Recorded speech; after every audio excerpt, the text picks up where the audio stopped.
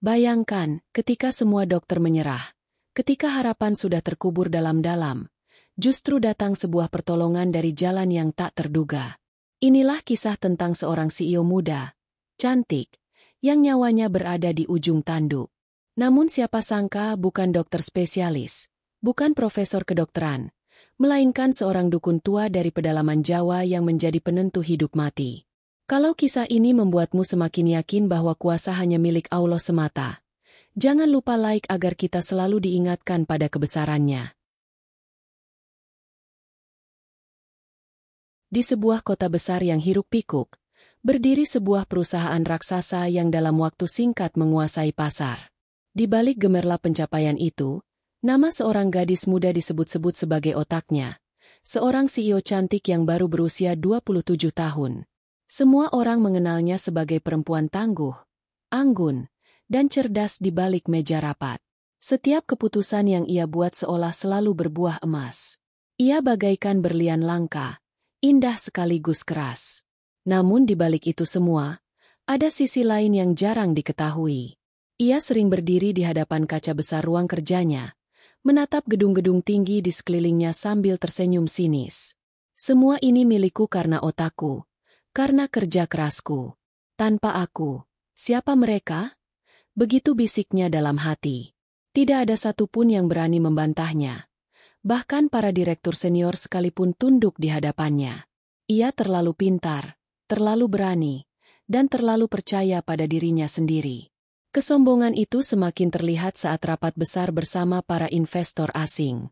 Dengan percaya diri, ia berdiri, rambut tergerai rapi, jas elegan membungkus tubuh rampingnya, dan tatapannya menusuk. Perusahaan ini tidak hanya akan menguasai pasar lokal, tapi juga internasional. Dan semua itu karena saya, bukan karena orang lain. Kata-kata itu membuat beberapa orang terdiam, sebagian bertepuk tangan, namun ada juga yang saling pandang dengan wajah tak nyaman. Karyawan kecil di perusahaan itu sering mengeluh. Mereka tahu, CEO muda itu cerdas, tetapi hatinya dingin. Jika ada kesalahan sekecil apapun, ia bisa memaki tanpa ampun. Kamu pikir otakmu dipakai buat apa? Kalau tidak sanggup, keluar saja. Teriaknya suatu kali pada staf baru yang menangis setelah dimarahi di depan umum. Ia tidak pernah peduli pada perasaan orang lain. Baginya, kelemahan adalah dosa, dan kesalahan tidak pantas dimaafkan. Ironisnya, di balik kesombongan itu, ia lahir dari keluarga yang dulu sederhana. Ayahnya hanya pedagang kecil di pasar, ibunya seorang penjahit baju. Namun, saat kekayaan datang bertubi-tubi, ia justru menjauh dari akarnya. Ia jarang pulang, jarang menengok orang tuanya. Bahkan ibunya pernah menangis karena tak dihiraukan ketika datang ke kantornya.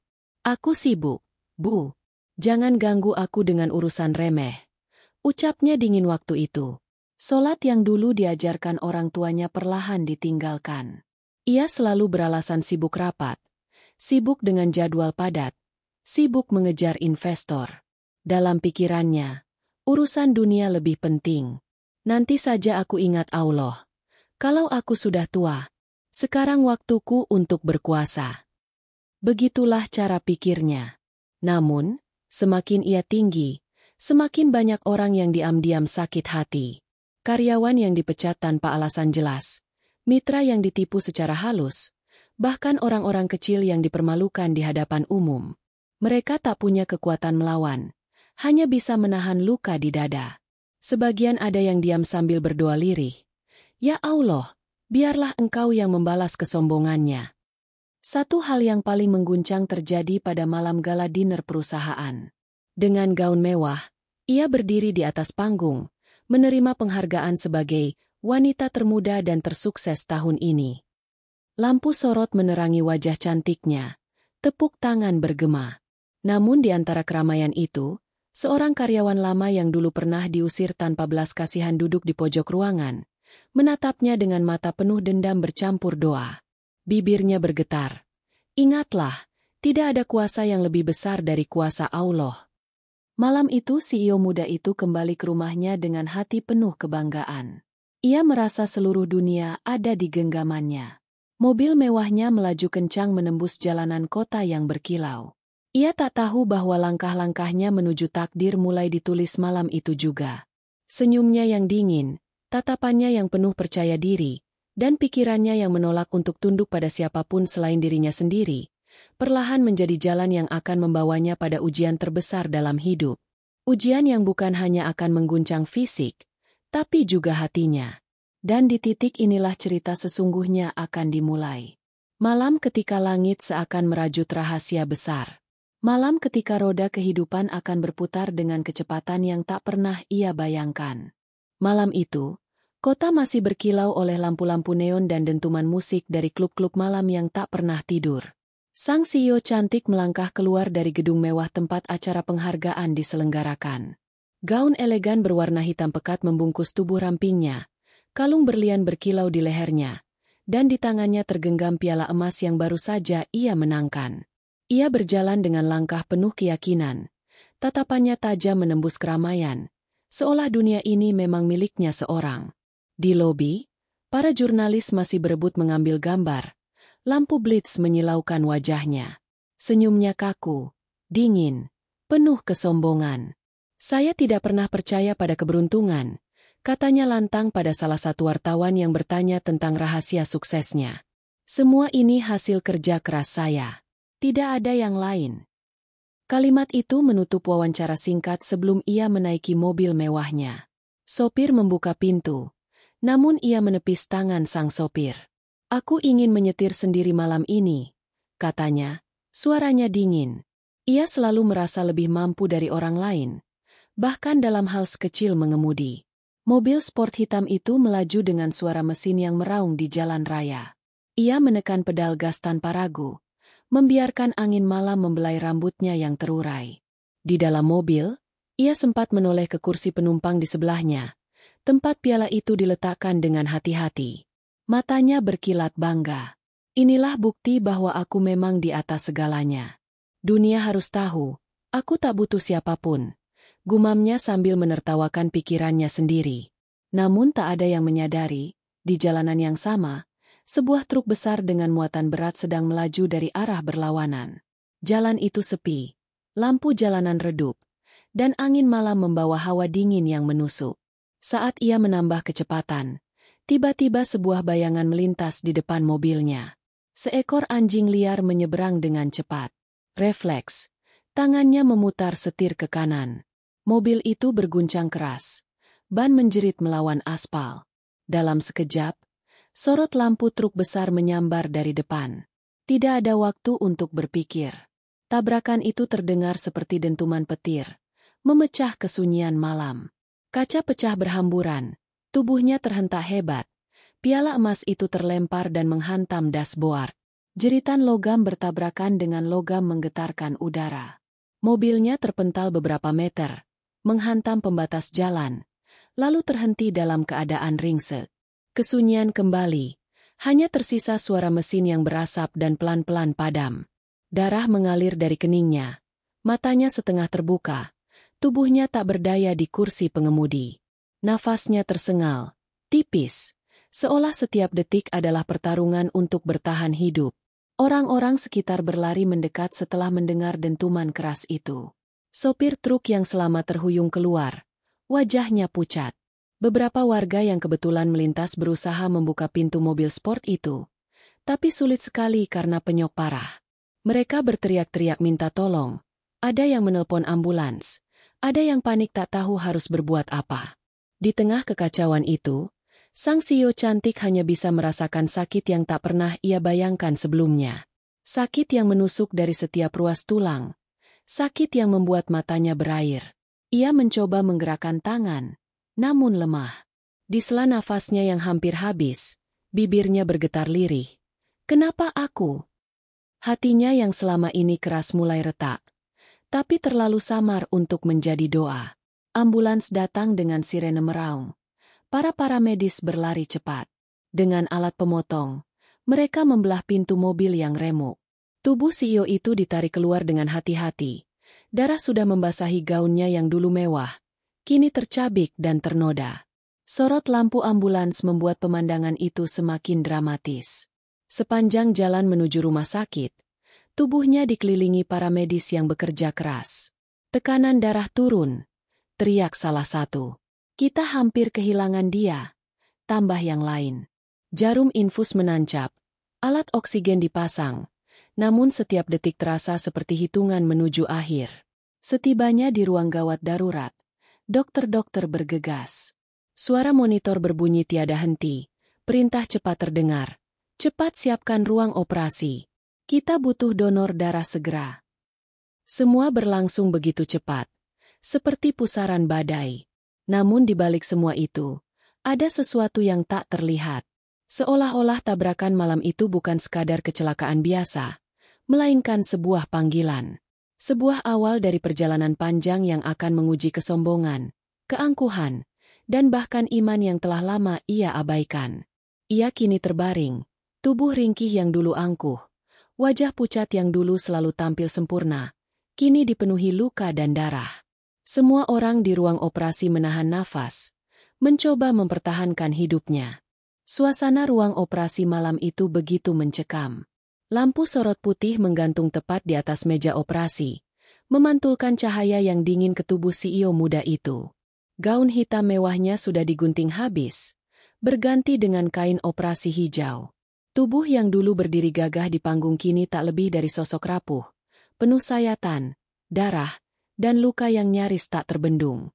Tekanan darah turun lagi. Seru seorang perawat panik sambil melirik monitor. Bunyi BF yang tak teratur membuat semua orang di ruangan itu menahan nafas. Dokter bedah utama, pria parubaya dengan pengalaman puluhan tahun, berusaha tenang, meski keringat dingin menetes dari pelipisnya. Tangannya cekatan menjahit luka parah di perut pasien, sementara tim lain memasang alat bantu pernafasan. Detik demi detik berlalu seperti pisau yang menekan dada semua orang di ruangan itu. Tambahkan dosis. Cepat hentikan pendarahan di bagian dada. Dia kehilangan banyak darah. Suara-suara itu bercampur menjadi simfoni ketegangan yang menegangkan. Di luar ruang operasi, kedua orang tuanya menunggu dengan wajah pucat.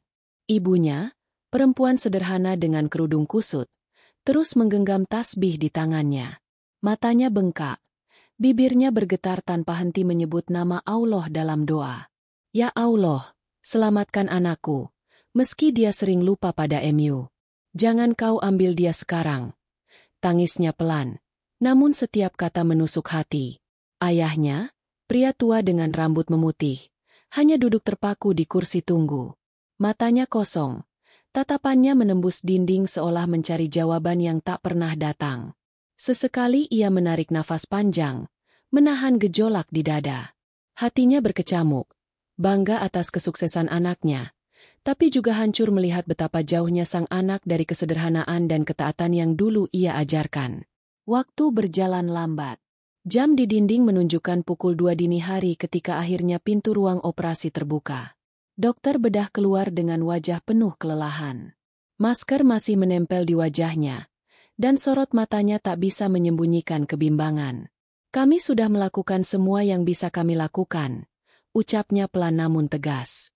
Operasi berhasil menutup luka-lukanya, tapi kondisinya sangat kritis. Organ dalamnya rusak parah, terutama paru-paru dan ginjalnya. Kami tidak bisa menjamin ia akan bertahan lebih lama. Ucapan itu bagaikan palu godam yang menghantam hati kedua orang tuanya. Ibunya langsung terisak keras, hampir jatuh pingsan jika tidak ditopang perawat. Ayahnya mengepalkan tangan, menahan air mata yang akhirnya jatuh juga. Mereka berdua tahu, kata-kata, tidak bisa menjamin, dari seorang dokter berarti nyawa anaknya hanya tinggal menunggu waktu. Hari-hari berikutnya menjadi siksaan. Sang CEO muda terbaring koma di ruang ICU. Tubuhnya dipenuhi selang dan kabel. Monitor jantung terus berbunyi dengan garis hijau yang naik turun lemah. Setiap kali garis itu sedikit melambat, keluarga langsung menahan nafas. Dokter-dokter terbaik datang silih berganti. Mereka mendiskusikan berbagai kemungkinan, mencoba terapi terbaru, bahkan mendatangkan konsultan dari luar negeri. Namun hasilnya sama, tubuhnya tidak merespon dengan baik. Seolah ada tembok besar yang menolak semua upaya manusia.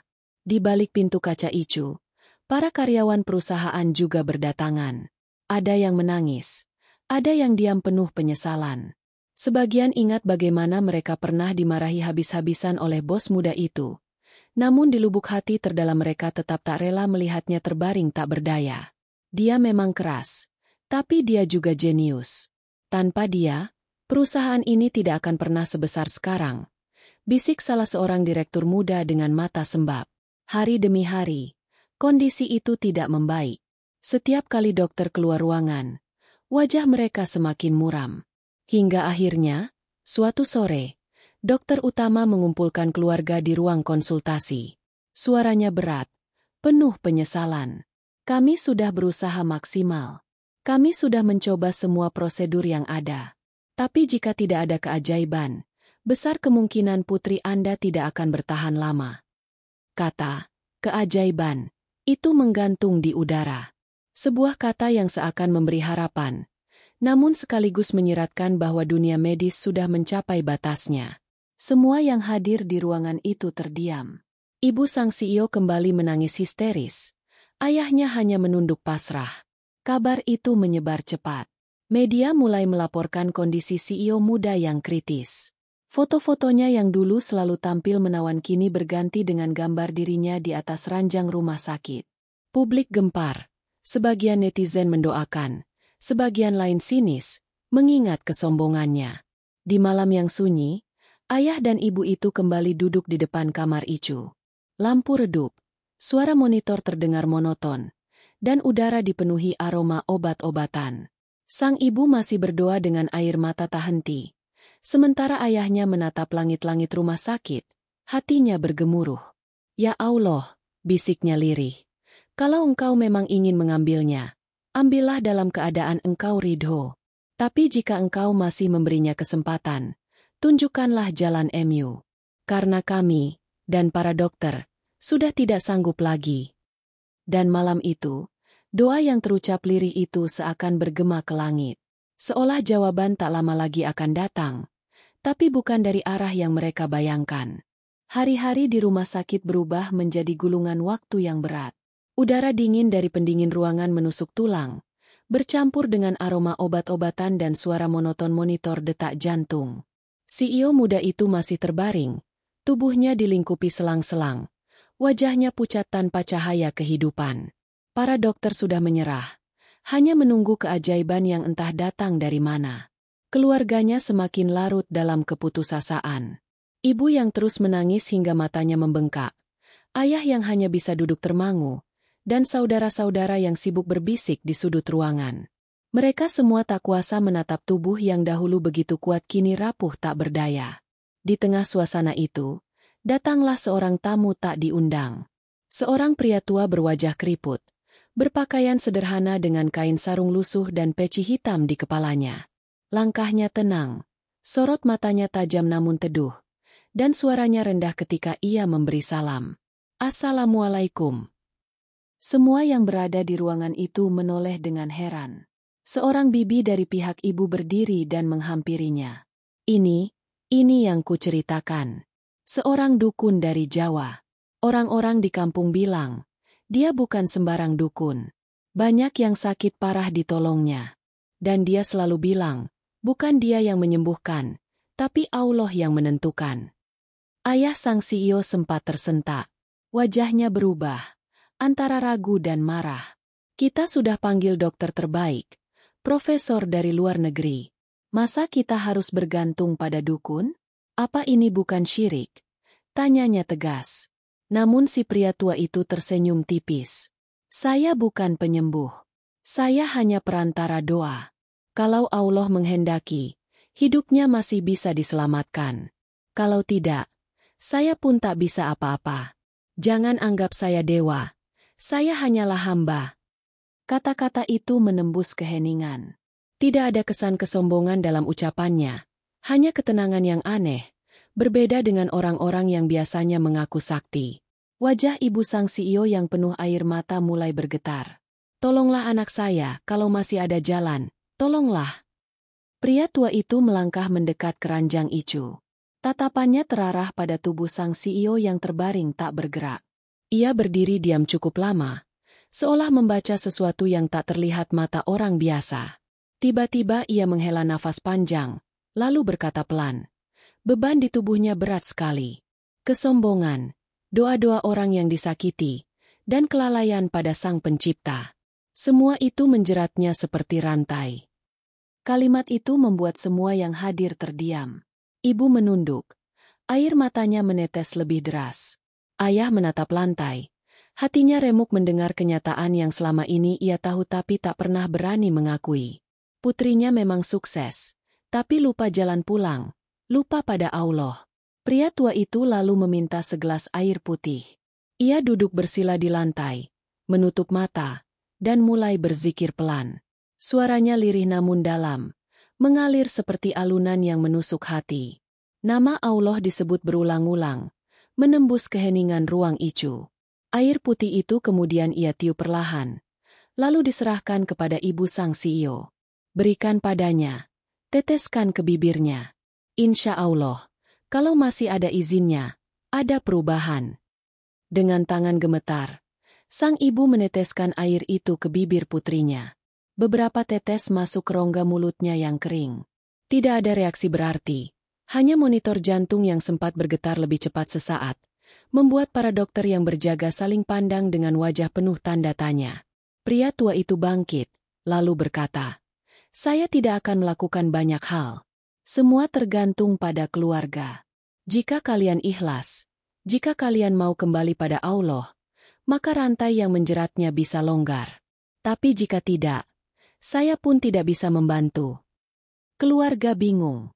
Ada yang mengangguk, ada yang masih menolak percaya. Sang ayah tetap ragu. Logika modernnya menolak hal-hal seperti ini. Namun di dalam hatinya, ia sadar, para dokter sudah angkat tangan. Tidak ada lagi yang bisa dilakukan kecuali berpegang pada harapan terakhir ini. Malam itu, pria tua itu duduk bersila di pojok ruangan, membaca doa-doa panjang. Matanya terpejam, suaranya bergetar, udara ruangan seolah berubah. Bahkan beberapa perawat yang masuk hanya bisa tertegun melihatnya. Tidak ada jampi-jampi aneh, tidak ada sesajen, hanya doa yang mengalun menyebut nama Allah berulang-ulang. Ibu sang CEO tak berhenti menangis. Ia mendekat, memegang tangan putrinya yang dingin, lalu berbisik, "Nak, kembalilah. Allah masih sayang padamu, jangan tinggalkan kami seperti ini." Dan pada saat itu, monitor jantung berbunyi sedikit lebih stabil. Tidak besar, hanya perubahan kecil, tapi cukup membuat semua orang di ruangan itu menahan nafas. Pria tua itu membuka mata, lalu tersenyum tipis. Pertanda sudah datang. Tapi perjalanan ini belum selesai. Masih panjang. Malam itu udara di ruang ICU terasa lebih berat dari biasanya. Mesin-mesin tetap berdengung, monitor jantung tetap berbunyi monoton. Namun semua orang merasakan sesuatu yang berbeda. Kehadiran pria tua dari Jawa membawa suasana yang tak bisa dijelaskan dengan kata-kata. Ia duduk bersila di sudut ruangan, sementara keluarga sang CEO masih diliputi kebimbangan. Ayahnya berkali-kali menarik nafas panjang, mencoba menolak rasa tak masuk akal yang menguasai pikirannya. Ia adalah pria logis, terbiasa dengan hitungan dan kepastian. Baginya, hanya ada dua jalan, hidup atau mati. Tapi kini, jalan itu seakan diselimuti kabut. Dokter sudah angkat tangan, dan yang tersisa hanyalah harapan yang dibawa pria tua itu. "Kalau kau memang bisa membantu, lakukanlah," kata ayahnya dengan suara bergetar. "Tapi jangan sampai melanggar jalan Allah. Kami hanya ingin pertolongan yang tidak keluar dari ridhonya." Pria tua itu menunduk. Wajahnya teduh. "Anakku, jangan ragukan. Saya hanya perantara doa. Semua kembali pada kehendak Allah. Kalau kalian ikhlas, pintu bisa terbuka." Ia lalu meminta agar semua keluarga berwudu. Permintaan itu sederhana, tapi justru membuat semua tersentak. Malam itu mereka bergegas ke musola kecil rumah sakit, membasuh wajah dengan air yang dingin. Tetes air wudhu bercampur dengan air mata. Sang ibu berbisik lirih, "Ya Allah, kami datang dengan penuh dosa, tapi Engkau Maha Pengampun." Sesudah itu, mereka kembali ke ruang ICU. Pria tua itu sudah menyiapkan segelas air putih di hadapannya. Ia meletakkan tangannya di atas gelas itu, membaca ayat-ayat dengan suara rendah. Irama doanya pelan, namun membuat bulu kuduk merinding. Seakan setiap huruf menyentuh hati yang paling dalam. Air ini bukan obat. Air ini hanya medium. Yang menyembuhkan hanya Allah, katanya kemudian. Ia menyerahkan air itu pada ayah sang CEO. Tetesi bibir anakmu dengan ini. Tapi sebelum itu, ucapkan ikrar. Kalian harus berjanji untuk tidak lagi melupakan sang pencipta. Ayah menatap gelas itu lama sekali. Hatinya berkecamuk. Janji bukanlah kata ringan. Janji pada Allah adalah sesuatu yang akan dipertanggungjawabkan. Dengan suara parau ia berkata, kami berjanji. Demi Allah, kami tidak akan lagi lalai. Air itu pun diteteskan ke bibir putrinya. Sekilas tampak tak ada perubahan. Monitor tetap berdetak pelan. Namun tiba-tiba, jari tangan sang CEO bergerak sedikit, nyaris tak terlihat. Ibunya menjerit kecil, memegang tangan putrinya erat-erat. Dia bergerak. Allah, dia bergerak. Para perawat yang berjaga saling pandang. Mereka tidak bisa menjelaskan dengan medis. Tapi jelas ada sesuatu yang terjadi. Pria tua itu tetap tenang. Wajahnya seakan tahu ini baru permulaan. Kemudian ia meminta sesuatu yang mengejutkan. Keluarga diminta bersedekah besar-besaran malam itu juga. Banyak doa orang yang dizalimi menjeratnya. Kunci untuk membuka rantai itu adalah memberi. Dengan ikhlas. Lepaskan sebagian harta kalian. Jangan tunggu besok. Ayah terdiam. Hatinya berat. Selama ini ia bangga pada kesuksesan anaknya. Tapi juga tahu harta itu bercampur dengan kesombongan. Namun akhirnya ia bangkit. Menelpon seorang kerabat. Malam itu juga, sejumlah uang disalurkan ke panti asuhan terdekat. Begitu sedekah itu dilakukan, suasana ruang Icu terasa berubah.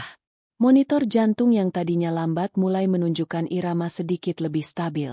Meski belum banyak, tapi cukup untuk membuat semua orang di ruangan menahan tangis haru. Perjalanan ini masih panjang, ujar pria tua itu lirih. Tapi ini tanda pertama. Ingat, bukan saya yang menolongnya. Ini semua karena Allah membuka pintu rahmat-Nya. Malam itu, sang ibu duduk di samping ranjang, berzikir tanpa henti. Air matanya jatuh di tangan putrinya.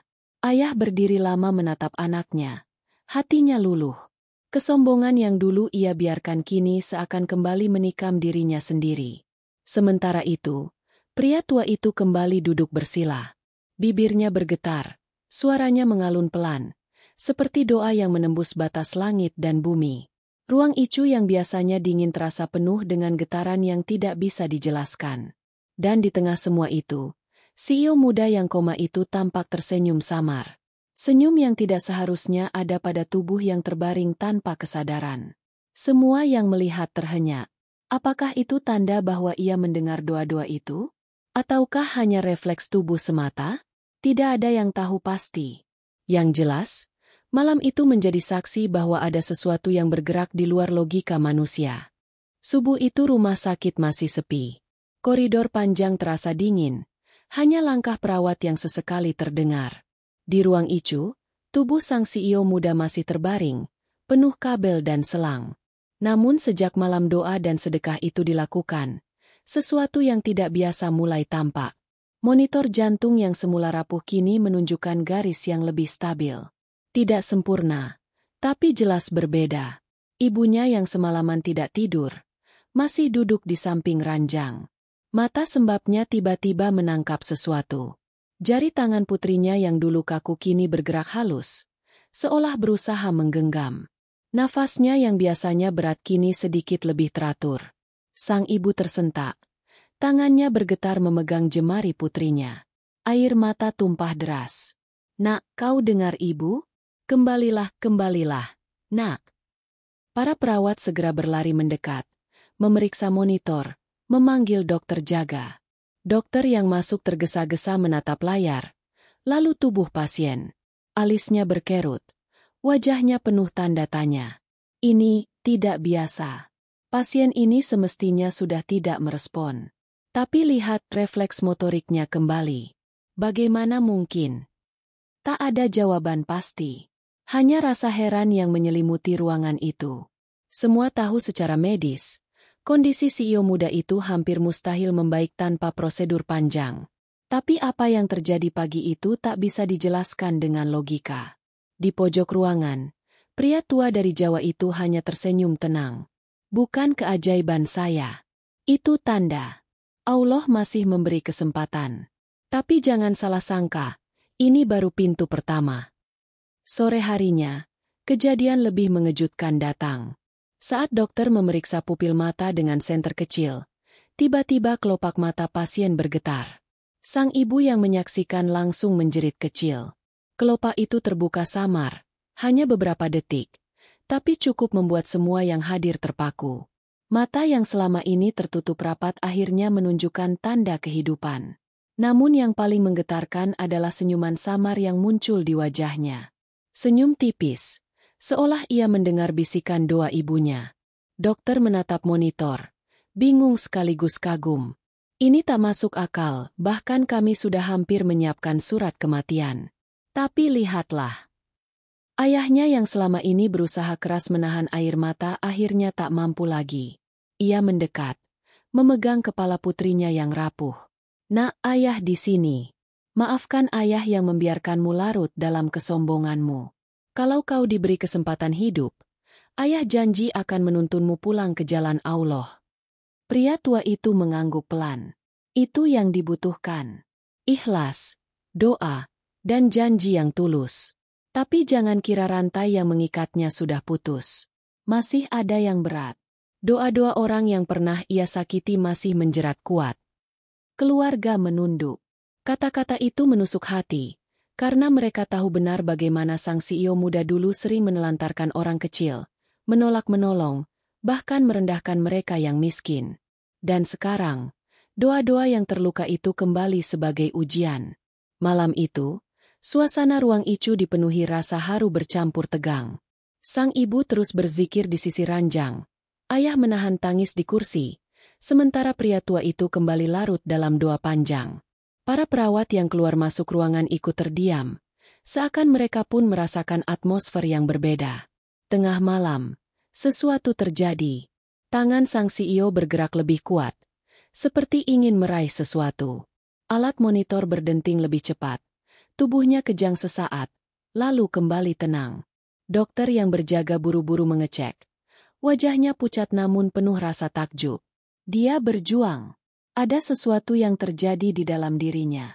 Pertarungan yang tak bisa kita lihat. Ayahnya mendekat, menggenggam tangan anaknya. Suaranya bergetar. Nak, kalau kau bisa mendengar ayah, lawanlah. Ingatlah, hidupmu bukan hanya untuk dirimu. Jangan biarkan kesombonganmu merenggut kesempatanmu kembali. Dan entah bagaimana, seolah mendengar kata-kata itu, bibir pucat sang CEO bergerak samar. Sang ibu mendekatkan telinga. Dari mulut yang lemah itu terdengar bisikan nyaris tak terdengar. Allah! Tangisan pecah di ruangan itu. Air mata sang ibu jatuh deras. Ayah menutup wajah dengan tangan, sementara pria tua itu mengangkat wajahnya ke langit-langit, mengucap syukur lirih. Dia sudah mulai kembali. Tapi perjalanan ini baru saja dimulai. Masih ada ujian yang harus kalian hadapi. Suasana hening sesaat. Hanya suara tangis dan monitor jantung yang berdentum lebih stabil. Semua orang menyadari bahwa yang mereka saksikan malam itu bukan sekadar medis, tapi tanda dari kuasa yang jauh lebih besar. Malam itu udara di ruang Icu terasa begitu berat. Monitor jantung berbunyi cepat lalu melambat. Seakan ada sesuatu yang tarik-menarik di dalam tubuh CEO muda itu. Wajahnya pucat. Keringat dingin mengalir meski suhu ruangan stabil. Tangan dan kakinya mulai bergetar. Seolah tubuh itu sedang menahan serangan yang tak terlihat. Para perawat panik. Dokter jaga berlari masuk. Pasien kejang. Serunya. Obat penenang disuntikan. Namun bukannya tenang, tubuh sang CEO justru semakin keras. Mata yang tadinya tertutup rapat kini terbuka setengah. Menatap kosong ke atas dengan sorot aneh. Bibirnya bergetar, mengeluarkan suara samar yang bukan lagi terdengar seperti dirinya. Ibu dan ayahnya menjerit, memeluk satu sama lain dalam ketakutan. Mereka belum pernah melihat putri mereka seperti ini. Ya Allah, apa yang terjadi padanya? Tangis sang ibu. Di pojok ruangan, pria tua dari Jawa itu tetap duduk bersila, tenang meski wajahnya tegang. Ia menatap ke arah tubuh yang kejang itu dengan mata tajam. Inilah yang kutakutkan. Ada ikatan yang lebih dalam dari sekadar luka fisik. Ia tidak hanya berjuang melawan sakit, tapi juga melawan jerat yang dibuat oleh doa-doa teraniaya.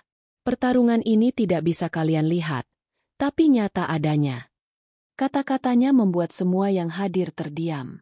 Dokter yang semula masih berusaha menstabilkan pasien pun perlahan mundur. Wajahnya bingung. Mereka bisa menolong tubuh, tapi tidak mengerti apa yang sedang terjadi di balik tubuh itu. Pria tua itu bangkit, melangkah mendekati ranjang.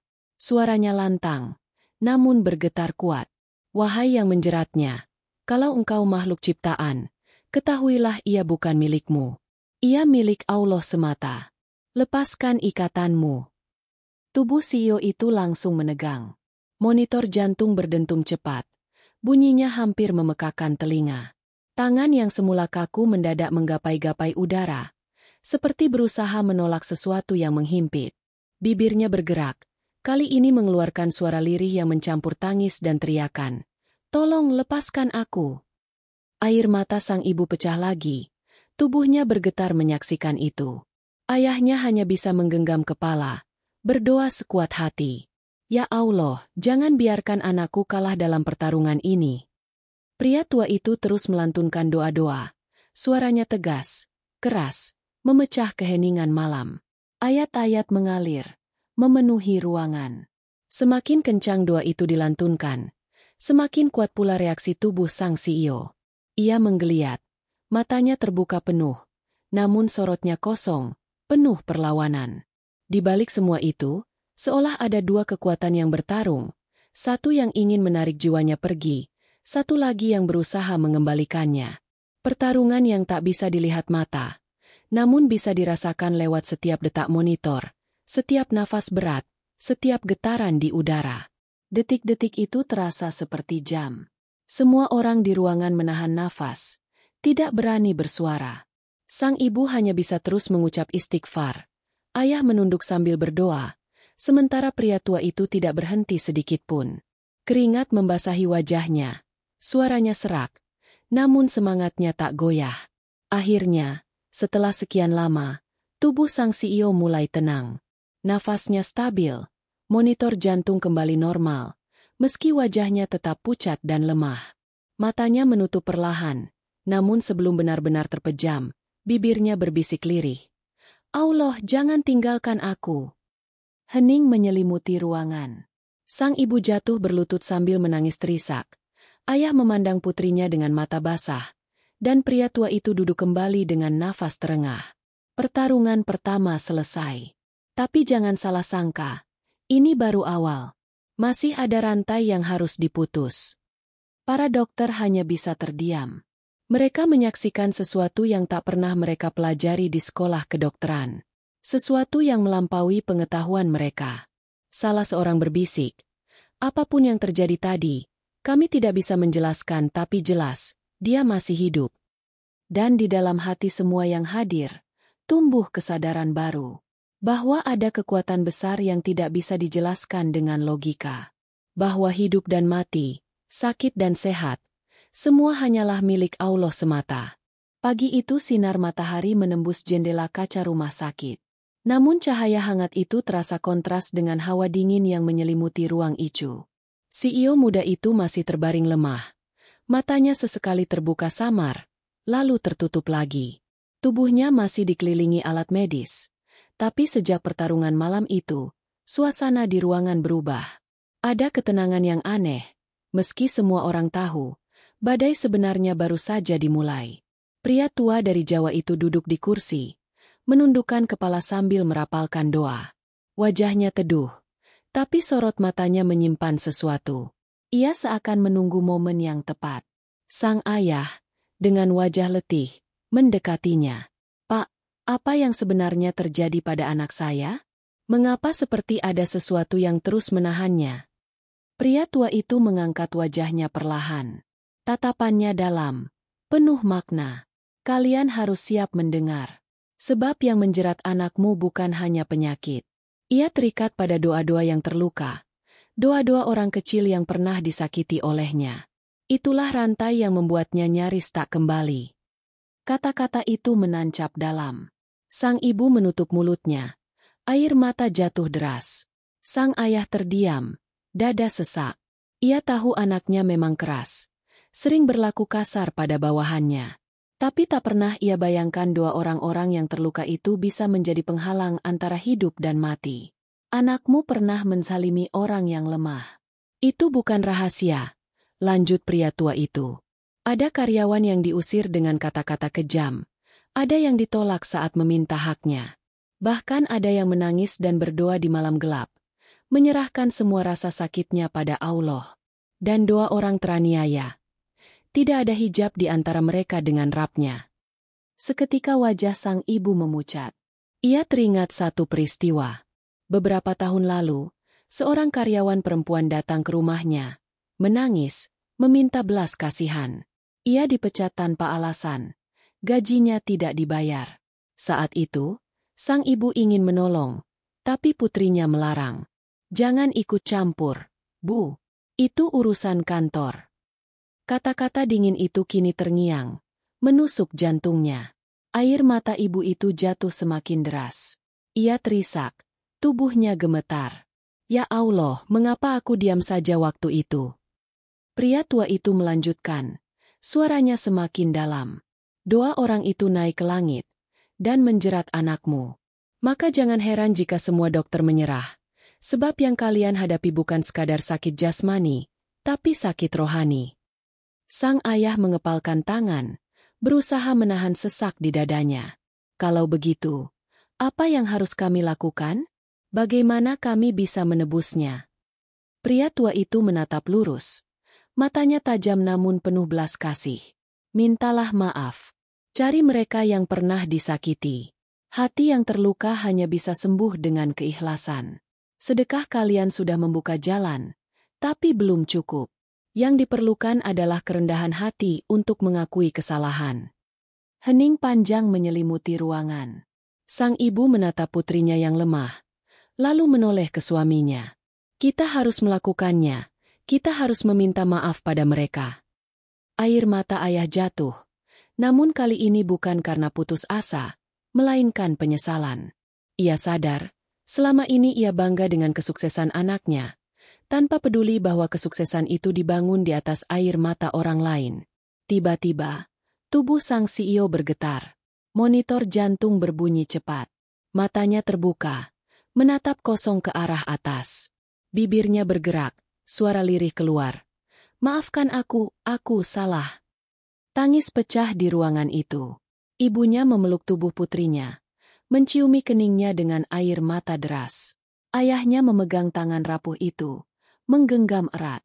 Nak, kami akan menebus semua kesalahanmu. Demi Allah, kami tidak akan membiarkan luka ini tetap ada. Pria tua itu mengangguk. Ingat, Allah Maha Pengampun. Tapi kalian harus jujur. Kesombongan tidak akan pernah membawa kebaikan. Hanya kerendahan hati yang bisa memutus rantai doa orang teraniaya. Sejak hari itu, keluarga mulai menghubungi satu persatu orang yang pernah tersakiti. Mereka meminta maaf. Mereka memberi hak-hak yang dulu diabaikan. Air mata, pelukan, dan kata-kata ikhlas mengalir di banyak pertemuan. Dan setiap kali satu permintaan maaf diterima, kondisi sang CEO di rumah sakit menunjukkan tanda-tanda lebih baik. Namun, meski perubahan mulai terasa, ada satu wajah yang terus menghantui. Seorang karyawan miskin yang pernah diusir dengan hinaan paling kejam. Dialah yang doanya paling kuat. Dan dialah yang menjadi kunci terakhir dari rantai panjang ini. Malam itu, udara rumah sakit berubah mencekam. Lampu-lampu koridor berpendar redup. Langkah perawat yang lewat terdengar tergesa. Dan di ruang icu, monitor jantung CEO muda itu kembali berdering dengan irama tak beraturan. Setelah beberapa hari kondisi menunjukkan tanda-tanda membaik, Tiba-tiba tubuhnya melemah drastis. Tubuh rapuh itu berkeringat deras. Nafasnya pendek dan terengah. Dada naik turun dengan berat. Monitor memperlihatkan garis hijau yang naik turun cepat lalu mendatar sesaat. Para perawat buru-buru masuk. Dokter jaga menyusul. Tekanan darah anjlok. Saturasi turun. Seru salah satu dari mereka. Obat dimasukkan. Alat bantu dipasang. Namun kondisi tetap tidak stabil. Ibunya menjerit ketakutan. Ya Allah, jangan ambil anakku sekarang. Tangisnya pecah, tubuhnya bergetar. Tangannya memegang erat jemari putrinya yang dingin. Ayahnya berdiri terpaku di samping ranjang. Wajahnya pucat, mulutnya komat-kamit berdoa, mencoba menahan air mata yang terus jatuh. Pria tua dari Jawa itu bangkit dari duduknya. Wajahnya serius. Sorot matanya tajam menatap tubuh sang CEO. Inilah saatnya.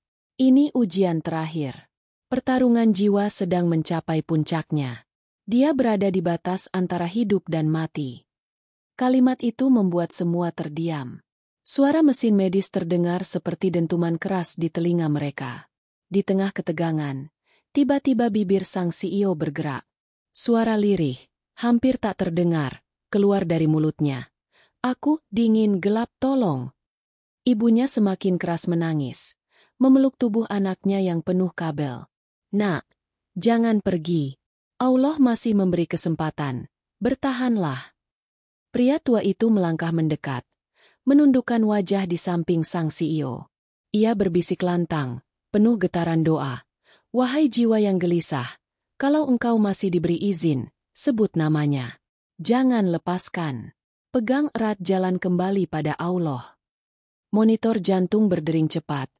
Garis naik turun tak menentu. Tubuh sang CEO bergetar. Wajahnya pucat pasi. Tiba-tiba matanya terbuka lebar. Menatap langit-langit dengan sorot penuh ketakutan. Ada yang menarikku, jangan biarkan aku. Ayahnya menggenggam tangannya erat. Suaranya bergetar namun tegas. Nak, lawanlah. Ingatlah janji kita. Ingatlah. Hidupmu bukan milikmu, tapi milik Allah. Kalau kau masih diberi kesempatan, gunakan untuk menebus semua dosamu. Air mata jatuh di tangan sang CEO. Tubuhnya bergetar semakin keras. Lalu tiba-tiba bibirnya bergetar mengucapkan kata lirih. Allah, ampuni aku. Ruangan itu mendadak hening. Monitor jantung yang tadinya kacau kembali menunjukkan irama lebih stabil. Nafasnya melambat. Tapi lebih teratur. Mata yang tadi penuh ketakutan kini perlahan tertutup, meninggalkan senyum tipis yang menenangkan. Ibunya terisak, menempelkan kepala di dada putrinya. Ayahnya menangis tanpa suara, pundaknya berguncang. Dokter yang berjaga hanya bisa memandang dengan wajah terheran-heran. Ini tidak masuk akal. Dia sudah diambang. Pria tua itu menutup mata, menarik nafas panjang. Keajaiban dan perpisahan selalu berdiri berdampingan. Malam ini, ia memilih untuk tetap berpegang. Tapi ingat, semua masih dalam genggaman Allah. Kita hanya saksi. Malam itu, suasana ruang Icu berubah. Bukan lagi sekadar ruang sakit, tapi menjadi ruang penuh doa, air mata, dan penantian. Semua orang sadar, detik itu adalah titik penentu. Apakah ia akan kembali sepenuhnya? Atau justru hanya diberi kesempatan sebentar untuk mengucap penyesalan terakhir? Waktu berjalan lambat. Detak jam terasa seperti palu yang menghantam hati. Sang CEO masih terbaring lemah. Tubuhnya nyaris tanpa daya. Namun senyum samar tetap melekat di bibirnya. Pria tua itu berdiri, menatap keluarga dengan wajah tegas. Malam ini belum akhir. Tapi jangan salah.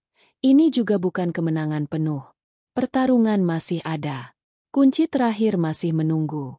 Doa yang paling kuat, yang paling menusuk langit, masih belum dipadamkan. Ibunya menoleh. Wajahnya penuh air mata. Maksudmu, masih ada orang yang belum memaafkan? Pria tua itu mengangguk pelan. Ya, selama itu belum selesai. Rantai belum terputus. Dan ia akan terus berada di batas. Antara hidup dan mati. Suasana ruangan membeku. Hanya suara monitor yang berdetak mengisi keheningan. Semua yang hadir tahu, meski malam ini putri mereka selamat, ujian terbesar masih menanti. Fajar perlahan menyingsing di langit timur. Rumah sakit yang semalam tegang kini diterangi cahaya keemasan matahari. Namun di ruang Icu, suasana masih menahan napas. Sang CEO muda itu terbaring lemah. Monitor jantungnya berdetak perlahan tapi stabil. Wajahnya pucat namun damai. Senyum samar masih tertinggal di bibirnya. Seolah ia baru saja melewati badai besar. Ayah dan ibunya duduk di samping ranjang. Tak beranjak sejak malam panjang itu. Mata mereka merah. Wajah letih. Namun ada secercah harapan yang tak pernah mereka rasakan sebelumnya. Pria tua dari Jawa itu berdiri dengan tenang. Menatap tubuh rapuh itu dengan sorot mata dalam. Pertarungan belum selesai, katanya lirih. Masih ada satu kunci terakhir. Tanpa itu, rantai belum sepenuhnya terlepas. Ayahnya menoleh. Wajahnya penuh rasa ingin tahu sekaligus takut. Kunci apa lagi yang kau maksud? Kami sudah meminta maaf kepada banyak orang. Kami sudah bersedekah. Kami sudah berjanji. Apa lagi yang harus kami lakukan? Pria tua itu menghela nafas panjang. Ada satu orang. Satu jiwa yang paling hancur. Doanya paling tajam. Menembus langit. Dialah yang menentukan apakah anakmu bisa benar-benar kembali atau tidak. Ibunya terdiam. Lalu wajahnya memucat. Seorang karyawan yang dulu pernah datang padaku. Ia menangis. Meminta haknya. Tapi anakku menolaknya. Bahkan menghinanya. Aku juga membiarkan dia pergi tanpa pertolongan. Air mata kembali jatuh. Pria tua itu mengangguk pelan. Benar. Doa orang itulah yang paling kuat. Tanpa ridho darinya, luka tak akan sembuh. Hanya ada dua jalan, maaf atau kematian. Maka ayah dan ibu pun bergegas. Dengan hati yang gemetar, mereka mencari orang itu. Seorang lelaki tua, mantan karyawan yang dipecat dengan hinaan di depan banyak orang. Ia kini hidup sederhana, berjualan kecil-kecilan di pasar. Saat keluarga datang, ia tertegun, lalu wajahnya berubah getir. Akhirnya kalian datang, katanya dengan suara serak. Aku tak pernah melupakan malam itu. Putrimu menendang harga diriku, memecatku di depan semua orang. Aku pulang tanpa gaji, anak-anakku kelaparan. Aku menangis semalaman dan aku berdoa pada Allah agar Dia menegakkan keadilan. Air mata ayah dan ibu jatuh deras. Mereka bersujud di hadapan lelaki itu, meminta maaf dengan tulus. Kami salah. Putri kami salah. Tolong maafkan. Demi Allah, tolong maafkan. Kalau tidak nyawanya mungkin tidak akan bertahan. Lelaki itu menatap mereka lama. Matanya basah. Suaranya bergetar. Allah Maha Adil.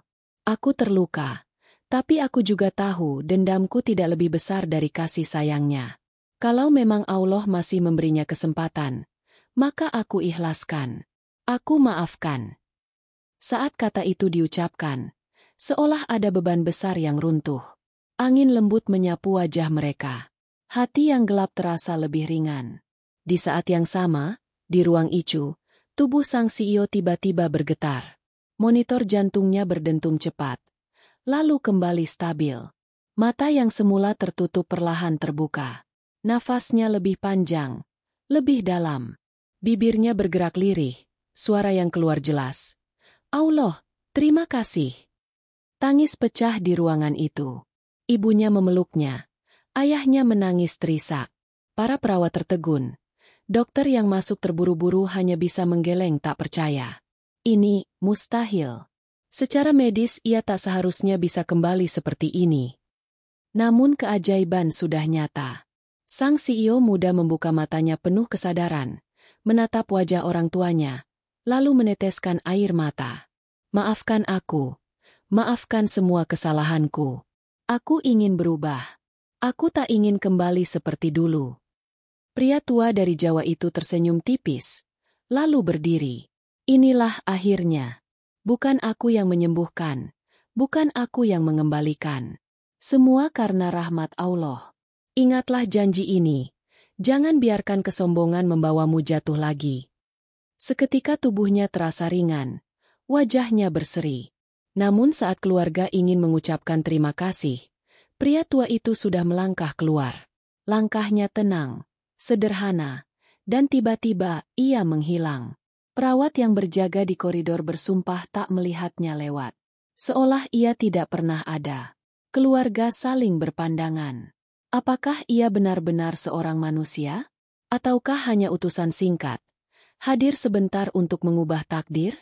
Yang jelas, sejak hari itu kehidupan sang CEO berubah total. Ia tidak lagi mengejar gemerlap dunia, melainkan memperbaiki apa yang pernah ia rusak.